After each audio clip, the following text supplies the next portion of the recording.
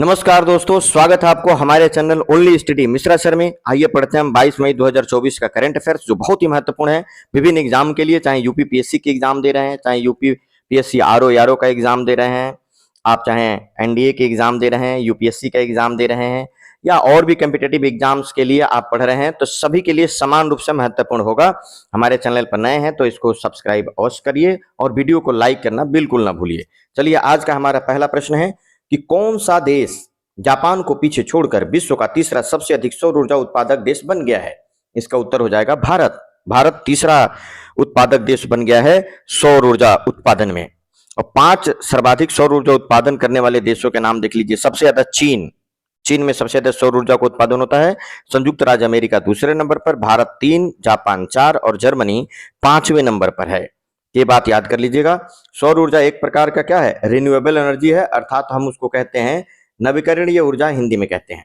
चलिए, इससे जुड़े हुए और भी जो है हम फैक्ट देखते हैं। यूके की एक ग्लोबल थिंक टैंक जो है एजेंसी है जिसका नाम है एम्बर, उसने एक रिपोर्ट प्रकाशित की है जिसका नाम है ग्लोबल इलेक्ट्रिसिटी रिव्यू 2024। इसमें कहा गया है कि भारत सौर ऊर्जा उत्पादन में 2015 में विश्व में 9वें स्थान से 2023 में तीसरे स्थान पर आ गया है ना। 2015 में भारत 9वें स्थान पर था, अब तीसरे स्थान पर आ गया। भारत दुनिया में सबसे सस्ता सौर ऊर्जा का उत्पादन करता है और सबसे महंगा सौर ऊर्जा का उत्पादन जो है कनाडा के द्वारा किया जाता है। सौर ऊर्जा सबसे तेजी से बढ़ने वाला बिजली स्रोत है। जितने भी बिजली स्रोत हैं उनमें सौर ऊर्जा सबसे तेजी से बढ़ने वाला बिजली स्रोत है। 2023 में विश्व की कुल उत्पादित बिजली में सौर ऊर्जा का योगदान 5.5% है। वर्ष 2023 में भारत में उत्पादित कुल बिजली का जो है ना, कुल बिजली का 5.8% का योगदान सौर ऊर्जा का है। भारत में 2023 में जितनी बिजली उत्पादित हुई उसमें सौर ऊर्जा का योगदान कितना है? 5.8%। ये फैक्ट जरूर ध्यान रखिएगा। वर्ष 2023 में सौर ऊर्जा में सर्वाधिक वृद्धि चीन में हुई थी। 2023 में सबसे ज्यादा सौर ऊर्जा में वृद्धि किसमें हुई थी? चीन में हुई थी। तो ये फैक्ट भी आप याद रखिएगा, बेहद महत्वपूर्ण होगा। चलिए, अगला प्रश्न देखिए। अगला प्रश्न जो है वो चुनाव से जुड़ा हुआ है। लोकसभा चुनाव चल रहा है और इससे जुड़े हुए प्रश्नों को आप जरूर याद रखिएगा, बेहद महत्वपूर्ण होगा, वेरी वेरी मोस्ट इंपॉर्टेंट। चलिए, गुरुग्राम जिला प्रशासन ने लोकसभा चुनाव में मतदाता भागीदारी को बढ़ाने के लिए किसे अपना ब्रांड एम्बेसडर नियुक्त किया है? उत्तर हो जाएगा भारतीय cricketer Yuzvendra Chahal. Very very most important. अब युजवेंद्र चहल के साथ 2 लोगों को और जो है ब्रांड एम्बेसडर बनाया गया है, जिसमें एक देसी गायक जो है एमडी बोला जा रहा है, गायक हैं एमडी देसी रॉक स्टार, और नवीन पुनिया को भी ब्रांड एम्बेसडर बनाया गया है। और ये गुरुग्राम जिला प्रशासन ने एक और जो है पहल किया है कि जो भी वोटर हैं जो लाइनों में खड़े रहते हैं, कतार में खड़े रहते हैं, तो उनकी अपनी स्थिति का पता लगाने के लिए एक वोटर इन क्यू नाम से ऐप भी लॉन्च किया गया। वोटर इन क्यू, ये याद रखिएगा, बेहद महत्वपूर्ण प्रश्न होगा। अगला प्रश्न है, जोस राउल मुलिनो किस देश के राष्ट्रपति चुने गए हैं? ऐसे प्रश्न परीक्षा में खूब आते हैं। उसका उत्तर हो जाएगा पनामा। मध्य अमेरिका में एक देश है पनामा, पनामा के नए राष्ट्रपति चुने गए जोस राउल मुलिनो। पनामा के बारे में जानिए। यह मध्य अमेरिकी देश है, इसकी राजधानी पनामा सिटी है। मुद्रा यहाँ पे बालबोआ है ना। देशों के मुद्राओं के नाम पूछे जाते हैं। और पनामा में एक नहर है, पनामा नहर। जिस तरीके से स्वेज नहर है उसी तरीके से पनामा नहर है, और पनामा नहर अटलांटिक महासागर और प्रशांत महासागर को क्या करती है? जोड़ती है। ये याद रखेंगे। परीक्षा में स्टैटिक जीके के रूप में सारे प्रश्न आएंगे। स्टैटिक जीके के रूप में ये प्रश्न आपसे पूछा जाएगा। चलिए, अगला प्रश्न देखिए। किस देश के राष्ट्रपति की हाल ही में हेलीकॉप्टर दुर्घटना में मौत हुई है? तो उत्तर हो जाएगा ईरान। ईरान के राष्ट्रपति की हेलीकॉप्टर दुर्घटना में मौत हो गई है। ईरान के राष्ट्रपति इब्राहिम रईसी और उनके विदेश मंत्री और अधिकारी सभी लोग अजरबैजान की यात्रा पर गए थे। अजरबैजान में एक बांध बनाया गया है किज कालसी, और यह किज कालसी बांध जो है अरास नदी पर बनाया गया है। तो ईरान और अजरबैजान के संयुक्त प्रयासों से ये किज कालसी नाम का जो बांध है वो बनाया गया था, जिसके उद्घाटन के लिए इब्राहिम रईसी अपने दल के साथ वहां पहुंचे थे। जब वहां से वापस लौट रहे थे तो उत्तर पश्चिमी ईरानी प्रांत में इनका हेलीकॉप्टर क्रैश हो गया, जिसमें सभी लोगों की मौत हो गई। ये बात ध्यान रखिएगा, वेरी वेरी मोस्ट इंपॉर्टेंट। यहाँ पे सभी बात लिखी गई है। रईसी अजरबैजान की यात्रा के बाद वापस लौट रहे थे। 19 मई 2024 को अरास नदी पे ईरान और अजरबैजान के संयुक्त प्रयास द्वारा बनाए गए तीसरे बांध किज कालसी का उद्घाटन किया था और उसके बाद इनकी मृत्यु हो गई वापस आते समय। ये प्रश्न याद रखिएगा, ईरान से जुड़े हुए प्रश्न आपसे परीक्षा में पूछा जाएगा।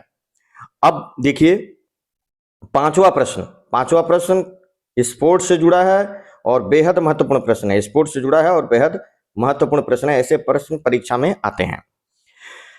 एक अमेरिकी पत्रिका है फोर्ब्स, तो उसने एक रिपोर्ट प्रकाशित की है। फोर्ब्स के अनुसार दुनिया में सर्वाधिक कमाई करने वाला एथलीट कौन है? तो फोर्ब्स के अनुसार दुनिया में सर्वाधिक कमाई करने वाला जो एथलीट है वो क्रिस्टियानो रोनाल्डो, और ये पुर्तगाल के फुटबॉलर हैं। दुनिया में 5 सर्वाधिक कमाई करने वाले एथलीट यानी खिलाड़ियों के नाम देखिए। क्रिस्टियानो रोनाल्डो पुर्तगाल के फुटबॉलर हैं और $260 मिलियन उन्होंने पिछले वर्ष कमाई की है। एक गोल्फर है जॉन राहम, उन्होंने $218 मिलियन की कमाई की है पिछले वर्ष। लियोनेल मेसी अर्जेंटीना के फुटबॉलर हैं और इन्होंने $135 मिलियन की कमाई की है। और चौथे नंबर पर है लेब्रॉन जेम्स, ये चौथे नंबर पर है सर्वाधिक कमाई करने के मामले में। अगला प्रश्न देखिए, किस देश को फीफा महिला फुटबॉल विश्व कप 2027 का मेजबान नियुक्त किया गया है? तो फीफा ने किस देश को महिला फुटबॉल विश्व कप 2027 के लिए उसको जो नियुक्त किया है कि वहां पर यह टूर्नामेंट करवाया जाएगा। प्रत्येक 4 वर्षों पर यह टूर्नामेंट होता है, जिसका उत्तर हो जाएगा ब्राजील 2027 में फीफा का महिला फुटबॉल विश्व कप का आयोजन करेगा। सीधा प्रश्न एक तरीके से कैसे होगा कि 2027 का महिला फुटबॉल विश्व कहां आयोजित किया जाएगा? तो ब्राजील में, यह प्रश्न बनेगा। ब्राजील इस टूर्नामेंट की मेजबानी करने वाला पहला दक्षिण अमेरिकी देश बन गया है। पिछले साल ऑस्ट्रेलिया और न्यूजीलैंड में फीफा महिला विश्व कप हुआ था। पिछले साल ऑस्ट्रेलिया और न्यूजीलैंड ने मिलकर करवाया था महिला विश्व कप 2023 में, जिसमें स्पेन ने इंग्लैंड को हराकर खिताब जीता था। तो पिछला महिला फुटबॉल विजेता कौन है फीफा का? तो वो स्पेन है। और किसको हराया था? तो वो हराया था इंग्लैंड को। फीफा के बारे में जानिए। फीफा का पूरा नाम क्या है? Federation of international football association. स्थापना हुई थी मई 1904 में। तो फीफा की स्थापना मई 1904 में हुई थी। मुख्यालय स्विट्जरलैंड के ज्यूरिख में है और इसके अध्यक्ष गियानी इन्फेंटिनो है और जो फीफा के सदस्य देश हैं वो है 211। अगला प्रश्न देखिए नेक्स्ट। अगला प्रश्न है, हाल ही में किस देश में दुनिया का सबसे ऊंचा स्विमिंग पूल को शुरू कर दिया गया है? दुनिया का सबसे ऊंचा स्विमिंग पूल, यह एक खेल जो है खेल प्रतियोगिता के लिए बनाया गया है। तो इसका उत्तर हो जाएगा भूटान में दुनिया का सबसे ऊंचा स्विमिंग पूल को शुरू कर दिया गया है। भूटान की राजधानी थिम्पू में दुनिया का सबसे ऊंचा स्विमिंग पूल शुरू किया गया है।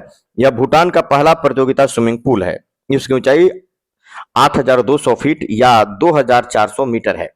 ये जरूर याद रखिएगा, बहुत महत्वपूर्ण होगा। इस तरीके के प्रश्न परीक्षा में जरूर आएंगे। भूटान के बारे में जानिए। भूटान की राजधानी है थिम्पू। यहाँ के राजा हैं जिग्मे खेसर नामग्याल वांगचुक। प्रधानमंत्री हैं शेरिंग तोबगे और भूटान की जो मुद्रा है वो है नगुल्ट्रम। भूटान की मुद्रा को नगुल्ट्रम कहा जाता है, जिससे भारत की मुद्रा को रुपया कहा जाता है। ये याद रखिएगा, भूटान और भारत की सीमा 699 किलोमीटर लगती है। ये बात भी आप याद रखेंगे, बहुत ही महत्वपूर्ण होगा। अगला प्रश्न देखिए। अगला प्रश्न खेल से जुड़ा हुआ है और ये क्या बना है सात्विक साईराज और चिराग शेट्टी ने डैश का पुरुष डबल खिताब जीत लिया है ना? तो थाईलैंड ओपन बैडमिंटन डबल्स का खिताब भारत के सात्विक साईराज और चिराग शेट्टी ने जीत लिया है। इसका आयोजन बैंकॉक में किया गया था। बैंकॉक में इन्होंने चीन के चेन बो यांग और लियू यी को हराकर अपना डबल्स बैडमिंटन खिताब जीता है। यह सात्विक साईराज और चिराग शेट्टी के वर्ष 2024 बैडमिंटन सीजन का दूसरा खिताब है और थाईलैंड ओपन का भी दूसरा खिताब है। किस तरीके से? तो इस साल 2024 में मार्च में है ना, सात्विक साईराज और चिराग शेट्टी ने फ्रेंच ओपन का खिताब जीता था। यह 2024 का इनका बैडमिंटन में पहला खिताब था। और दूसरा खिताब कौन सा है? थाईलैंड ओपन बैडमिंटन, है ना, ये याद रखिएगा। और 2019 में थाईलैंड ओपन बैडमिंटन जीता था और इस बार भी जीता था। थाईलैंड ओपन बैडमिंटन खिताब इन लोगों ने दूसरी बार जीता और इस साल का भी ये दूसरा खिताब है। तो याद रखिएगा, चिराग शेट्टी और सात्विक साईराज को वर्ष 2023 में खेल रत्न से सम्मानित किया गया है। ये बहुत महत्वपूर्ण प्रश्न है, खेल रत्न से सम्मानित किया गया है, ये आप याद रखेंगे। किस देश के माउंट ईबू ज्वालामुखी में विस्फोट हुआ है ना? माउंट ईबू ज्वालामुखी से जुड़े हुए भूगोल से जुड़े हुए प्रश्न हैं जो परीक्षा में आते हैं। तो ये ज्वालामुखी जो है वो है इंडोनेशिया में। पूर्वी इंडोनेशिया के हलमाहेरा द्वीप में एक सक्रिय ज्वालामुखी है माउंट ईबू, उसमें विस्फोट हुआ है 18 मई 2024 को, जिसके तहत 4 किलोमीटर की ऊंचाई तक उसमें जो है राख और धूल के कण भर गए हैं। तो याद रखिएगा, माउंट ईबू ज्वालामुखी इंडोनेशिया में है। अगला प्रश्न देखिए, अगला और अंतिम प्रश्न आज के सेशन का। हाल ही में आपराधिक न्याय प्रशासन पर एक सम्मेलन का आयोजन कहाँ किया गया? हाल ही में आपराधिक न्याय प्रशासन पर एक सम्मेलन का आयोजन कहाँ किया गया है? तो इसका आयोजन किया गया असम के गुवाहाटी में किया गया। किसने किया? केंद्रीय कानून और न्याय मंत्रालय। जो केंद्रीय कानून और न्याय मंत्रालय है उसने असम के गुवाहाटी में जो है एक आपराधिक न्याय प्रशासन पर सम्मेलन का आयोजन किया। असम सरकार के सहयोग से किया गया, 2 दिवसीय था। 18 और 19 मई 2024 को असम के गुवाहाटी में आपराधिक न्याय प्रणाली के प्रशासन में भारत का प्रगतिशील पथ, ये नाम रखा गया था। आपराधिक न्याय प्रणाली के प्रशासन में भारत का प्रगतिशील पथ नाम से 2 दिवसीय सम्मेलन आयोजित किया गया था। ये बात याद रखिएगा। अब क्यों किया गया था, इसका क्या उद्देश्य था, इसके बारे में हम जानते हैं। चलिए, इस सम्मेलन का उद्देश्य ब्रिटिश काल में आपराधिक कानून को निरस्त करने और देश में नए कानूनों को लागू करने के लिए सरकार द्वारा किए गए बदलावों के बारे में जागरूकता बढ़ाना है ना, इसलिए यह किया गया था। वर्ष 2023 में 3 नए आपराधिक कानून बनाए गए थे। इन तीनों का नाम याद कर लीजिए, परीक्षा में जरूर पूछा जाएगा, बहुत ही महत्वपूर्ण है, वेरी वेरी मोस्ट इंपॉर्टेंट है। पहला है भारतीय न्याय संहिता 2023, दूसरा है भारतीय नागरिक सुरक्षा संहिता 2023 और तीसरा है भारतीय साक्ष्य अधिनियम 2023। इन तीनों को याद कर लीजिएगा। और सरकार ने घोषणा किया है कि इन तीनों कानूनों को 1 जुलाई 2024 को लागू किया जाएगा। 1 जुलाई 2024 को लागू किया जाएगा। तो चलिए, आज के लिए इतना ही। हम इस तरीके के महत्वपूर्ण करंट अफेयर्स पाने के लिए हमारे चैनल को सब्सक्राइब करिए, वीडियो को लाइक करना बिल्कुल मत भूलिए, एक लाइक तो अवश्य करिए। अगर आपको वीडियो अच्छा लगता है, प्रश्न अच्छे लगते हैं, तो इसको अपने दोस्तों को भी शेयर करिए और अधिक से अधिक लोगों को इसमें जोड़ने का प्रयास करिए। आप इसमें जोड़िए। यहाँ पर हम जीके के बाकी सब्जेक्ट जो भी हिस्ट्री, पॉलिटी, इकोनॉमी, ज्योग्राफी और इस पर साइंस के प्रश्नों पर मैं प्रैक्टिस कराऊंगा। भारी मात्रा पे इस पर प्रश्न मैं आप लोगों को प्रैक्टिस कराऊंगा। विभिन्न एग्जामों में आए हुए प्रश्नों को भी प्रैक्टिस करवाऊंगा। और तो इसलिए हमारे चैनल से आप जुड़िए और अपनी तैयारी को सुदृढ़ और मजबूत बनाइए, अपनी भागीदारी को मजबूत बनाइए। चलिए, आज के लिए इतना ही, कल फिर मिलेंगे। सभी लोगों का बहुत बहुत धन्यवाद। जय हिंद, जय भारत।